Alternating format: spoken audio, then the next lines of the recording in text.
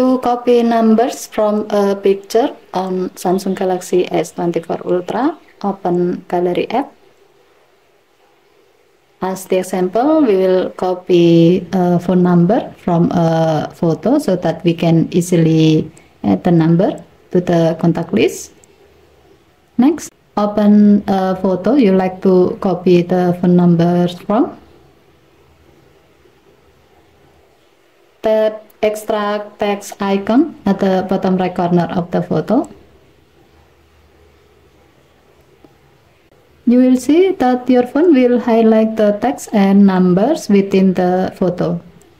Tap the highlighted phone number you like to copy, and then tap copy. Now open phone app. Tap the screen above the dial pad,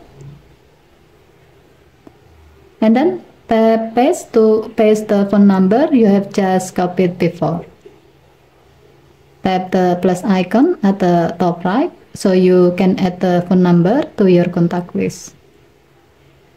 Okay, thank you for watching. Please help to like and subscribe. Have a nice day.